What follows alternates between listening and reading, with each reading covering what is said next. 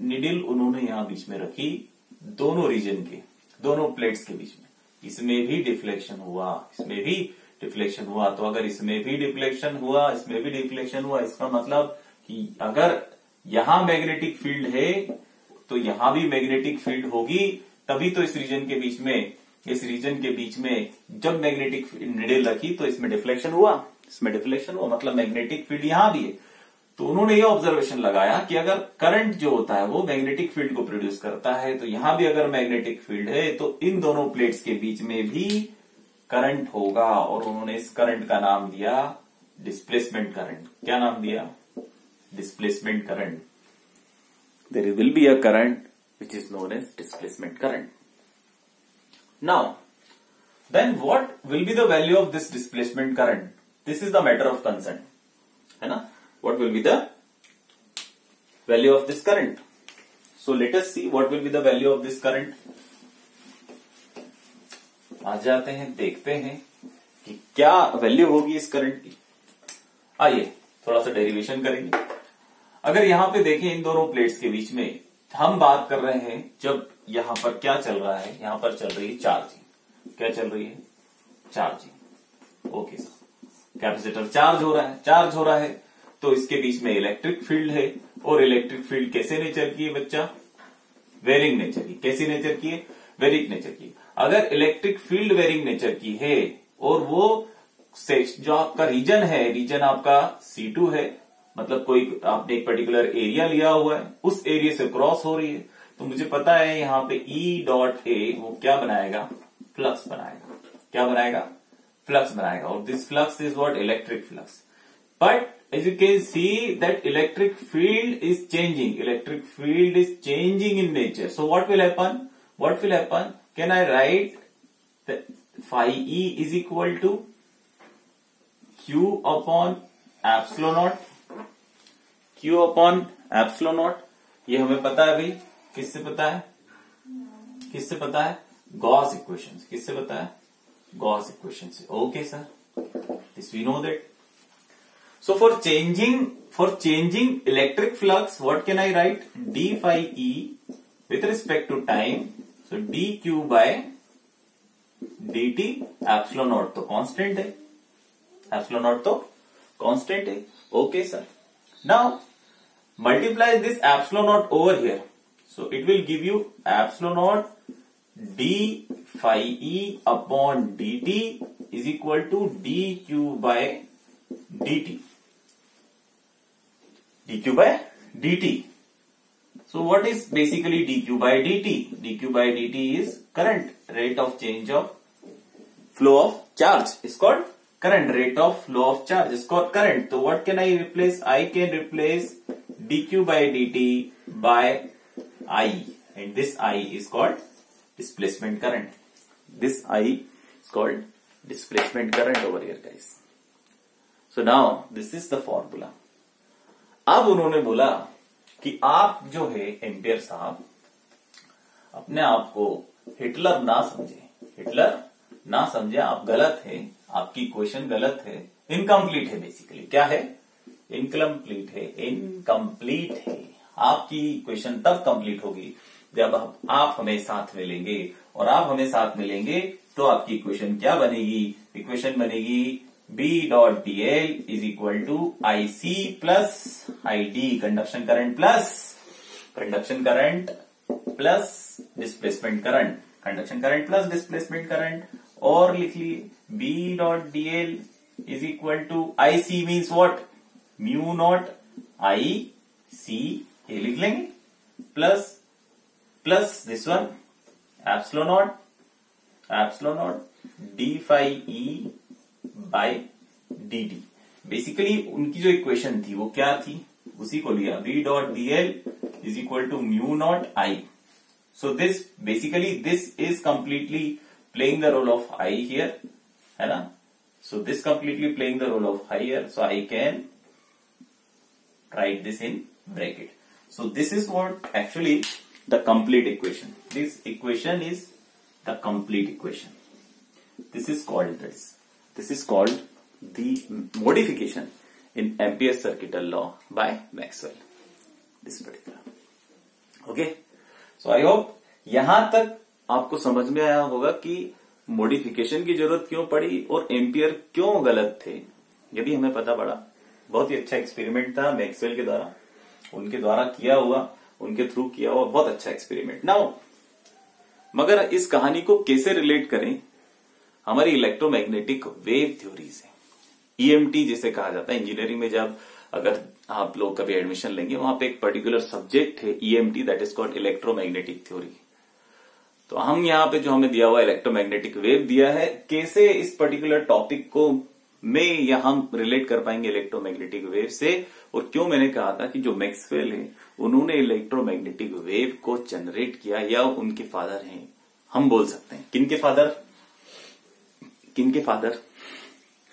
Electromagnetic wave के father Maxwell. कैसे समझेंगे, इधर बहुत ध्यान से देखिए। बहुत छोटी सी घटना घटी थी, है ना, there was a small instant there, very small, है ना, ड्यूरिंग दिस डेरिवेशन और during this whole process of explanation what I told you कि इस पर्टिकुलर रीजन में, यहां पर दोनों प्लेट्स के बीच में हो क्या रहा है, बहुत ध्यान से देखें, हो क्या रहा है। हम अगर रिलेट करें चीजों को तो मुझे एक चीज समझ में आ रही है, जो आप देखें यहां पे, क्या इलेक्ट्रिक फील्ड चेंजिंग है? क्या इलेक्ट्रिक फील्ड है? कैसी नेचर की है? वेरिंग नेचर की। कैसे नेचर की है? वेरिंग नेचर की इलेक्ट्रिक फील्ड। उस इलेक्ट्रिक फील्ड ने बेसिकली, यहां पर बहुत ध्यान से देखें तो, इलेक्ट्रिक फील्ड ने किसे क्रिएट करा? मैग्नेटिक फील्ड को। किसे क्रिएट किया? मैग्नेटिक फील्ड को। किसे क्रिएट किया? मैग्नेटिक फील्ड को। अच्छी बात है। और अगर मैग्नेटिक फील्ड है यहां पर, अगर मैग्नेटिक फील्ड है यहां पर, तो यहां पर क्या होगा? करंट होगा। क्या होगा? करंट होगा, जिसे कि हमने डिस्प्लेसमेंट करंट बोला। और अगर आप बहुत ध्यान से सुने तो वापस ये चीज समझ में आएगी कि करंट कब फ्लो होता है। करंट फ्लो होने के लिए चाहिए इलेक्ट्रिक फील्ड। क्या चाहिए? इलेक्ट्रिक फील्ड, जो कि अगेन यहां पर कैसी है? वेरिंग नेचर की है। और इसी इलेक्ट्रिक फील्ड ने किसे क्रिएट किया? मैग्नेटिक फील्ड को। तो ये जो लूप आप देख रहे हैं ना, यहां पे एक लूप बना हुआ है कि मैग्नेटिक फील्ड करंट इंड्यूस कर रही है, करंट इलेक्ट्रिक फील्ड इंड्यूस कर रहा है, इलेक्ट्रिक फील्ड के कारण आ रहा है, और इलेक्ट्रिक फील्ड किसे अल्टीमेटली प्रोड्यूस कर रही है? Magnetic field. ये है डायरेक्ट लूप। इट मींस जो वेरिंग नेचर की मैग्नेटिक फील्ड होगी, क्या होगी? वेरिंग नेचर की मैग्नेटिक फील्ड होगी मेरे बच्चों, या मैग्नेटिक फील्ड या इलेक्ट्रिक फील्ड। वेरिंग नेचर की इलेक्ट्रिक फील्ड, वेरिंग नेचर की मैग्नेटिक फील्ड, जैसा कि अभी देखा, क्या क्रिएट करती हैं?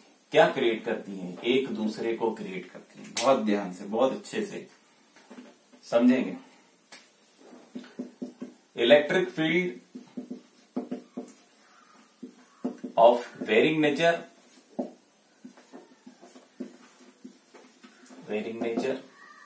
and magnetic field of varying nature creates each other. Getting me or not? They creates each other, इधर लिख दिया, each other. Okay, so they create each other. From I hope कि यहां तक की कहानी आप लोगों को समझ में आई होगी कि किस तरीके से और क्यों मैंने ये बोला था कि मैक्सवेल जो है वो फादर है किसके? इलेक्ट्रोमैग्नेटिक वेव के। और क्यों इलेक्ट्रिक फील्ड और मैग्नेटिक फील्ड दोनों को कंबाइन करके जो सिग्नल है, बेसिकली वेव, हम जनरली हम मॉडर्न टर्म में उसको बात करें, वेव इज व्हाट? सिग्नल। हम सिग्नल बोल सकते हैं, इलेक्ट्रोमैग्नेटिक सिग्नल। तो ये जो सिग्नल फॉर्म हुआ, ये इलेक्ट्रिक और मैग्नेटिक फील्ड वेक्टर्स के कारण हुआ। किनके? फील्ड वेक्टर्स के कारण, इलेक्ट्रिक फील्ड और मैग्नेटिक फील्ड के कारण हुआ। Okay, so this is what actually is. Now और अच्छे से अगर समझे, तो क्या एक कोई चार्ज है, अगर क्या वो रेस्ट पर होगा, अगर चार्ज रेस्ट पर होगा, तो चार्ज एट रेस्ट क्या प्रोड्यूस करता है? Electric field. क्या प्रोड्यूस करता है? Electric field. मगर क्या वो मैग्नेटिक फील्ड प्रोड्यूस करता है? नहीं। अब देखो, चार्ज अगर मोशन में है, चार्ज क्या है? मोशन में। चार्ज क्या है? मोशन में। क्या प्रोड्यूस करेगा? चार्ज अगर मोशन में है, तो क्या प्रोड्यूस करेगा? मैग्नेटिक फील्ड भी प्रोड्यूस करेगा और इलेक्ट्रिक फील्ड भी प्रोड्यूस करेगा। ऑब्वियस सी बात है, अभी देखा कि चार्ज अगर मोशन में, मगर अगर वो यूनिफॉर्म मोशन में है, यूनिफॉर्म मोशन में है, मोशन में भी दो कंडीशन, यूनिफॉर्म मोशन में है, तो वो क्रिएट तो करेंगे इलेक्ट्रिक फील्ड और मैग्नेटिक फील्ड। क्रिएट तो होगी, इलेक्ट्रिक फील्ड भी क्रिएट होगी, मैग्नेटिक फील्ड भी होगी, मगर क्या वो एक दूसरे को क्रिएट कर पाएंगे? नहीं, they will not create each other, they will not create each other. तो ऐसा कब होगा कि जब वो एक दूसरे को क्रिएट करेंगे? नॉन यूनिफॉर्म मोशन में, नॉन यूनिफॉर्म मोशन में होगा, या फिर इसे दूसरा नाम दे सकते हैं एक्सेलरेटेड मोशन में। कैसा बच्चा? एक्सेलरेटेड मोशन में। एक्सेलरेटेड मोशन में, और acceleration means rate of change of velocity, है ना। उनका मोशन जो होगा वो एक्सेलरेटेड होगा, नॉन यूनिफॉर्म होगा। तब वो क्या क्रिएट करेंगे? एक दूसरे को क्रिएट करेंगे। इलेक्ट्रिक फील्ड मैग्नेटिक फील्ड को क्रिएट करेगी, मैग्नेटिक फील्ड इलेक्ट्रिक फील्ड को क्रिएट करेगी, जैसा यहां पे देखा, अभी पूरे सेटअप के थ्रू देखा, सेम चीज। ओके, अब आते हैं इसके डायग्राम पे कि ये होती कैसी है। अगर इसका डायग्राम ड्रॉ किया जाए तो कैसा डायग्राम बनेगा, जरा देखते हैं कैसा डायग्राम बनेगा इलेक्ट्रोमैग्नेटिक वेव्स का। Something like this, this is your x-axis, y-axis, and I can say this is the z-axis and this is minus y. Okay. Now just see. It is what basically क्या है ये? Electromagnetic wave है ना। क्या है ये? Electromagnetic wave है ना। What is this? Electromagnetic wave. Electromagnetic wave तो हमने 11th क्लास में पढ़ा था। 11th क्लास में वेव को जब हम बनाते हैं, इसी रस्सी को ऐसे मारा है ना, ऐसे किया तो वेव बनी। अब वेव अगर बनी तो वेव किस तरह से बनती है भाई? वेव किस तरह से बनती है? सपोज करो कुछ इस तरीके से जनरेट होती है वेव, ऐसा ऐसा ऐसा सांप की तरह होता है, कुछ ऐसा ऐसा ऐसा। दिस इज द वेव है ना। उतना अच्छा नहीं बना, ऐसा बनाते थे हम लोग, ऐसा। अगर एसएचएम हो तो ऐसा है ना। दिस इज यस, बन गया। क्या बना? बेसिकली एक साइनोसोइडल वेव है। किस तरह की? साइनोसोइडल। तो सेम जो इलेक्ट्रोमैग्नेटिक वेव होती है वो कैसी होती है? साइनोसोइडल। कैसी होती है? Sinusoidal. Okay, let us see this Y is showing you magnetic field, है ना। वाई क्या शो कर रही है आपको? मैग्नेटिक फील्ड शो कर रही है। सो this is the magnetic field, this is magnetic field, है ना। क्या है? ये मैग्नेटिक फील्ड है ना। इसमें क्या है? ये तीर है। क्या है? तीर है। तीर नहीं है ये। बेसिकली हर इंस्टेंट में फील्ड वेक्टर्स बने हुए हैं। Okay, yes.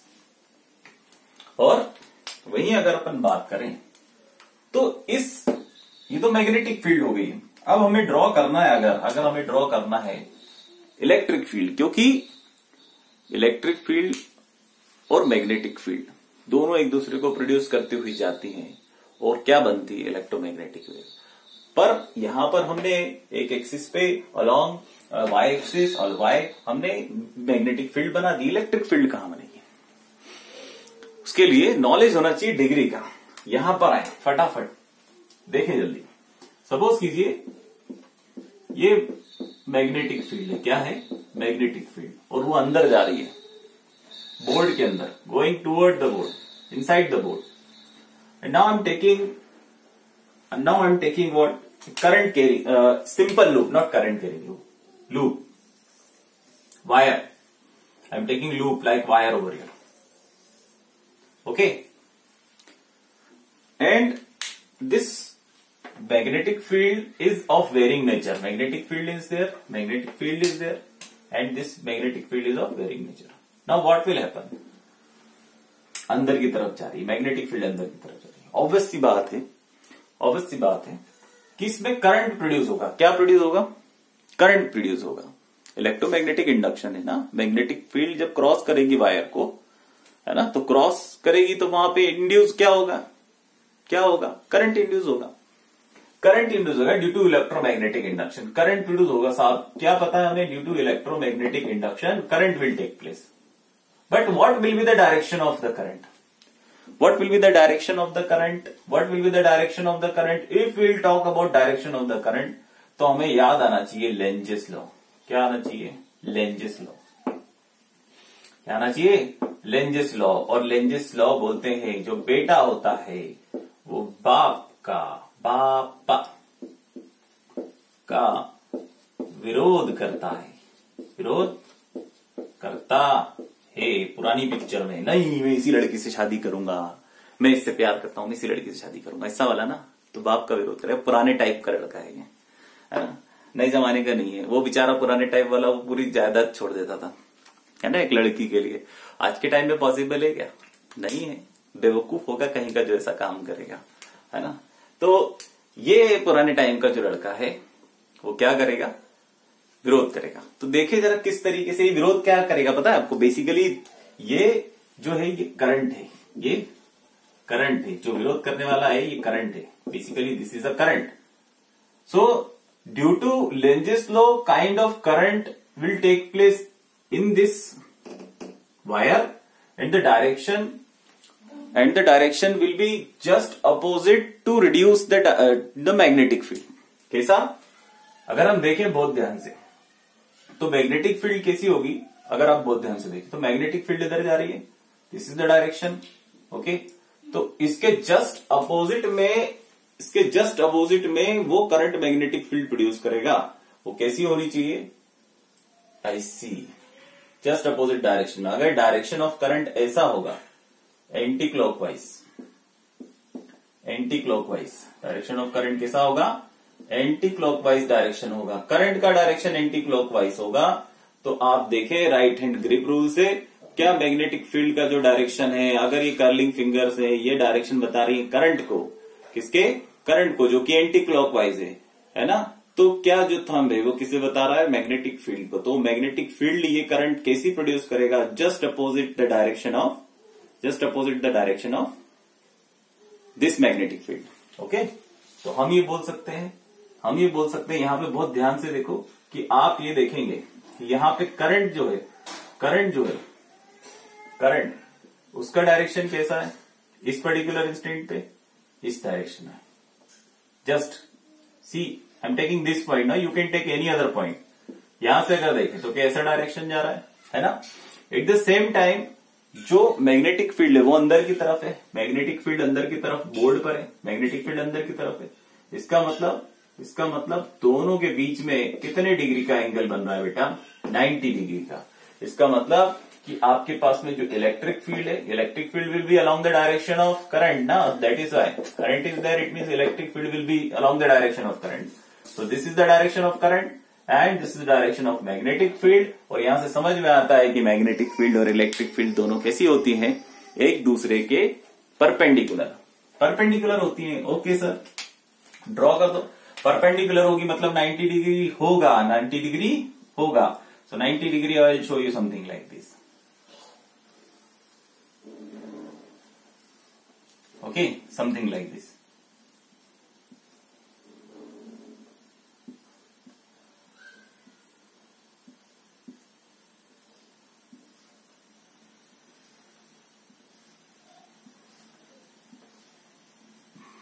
इतना सन्नाटा क्यों है भाई?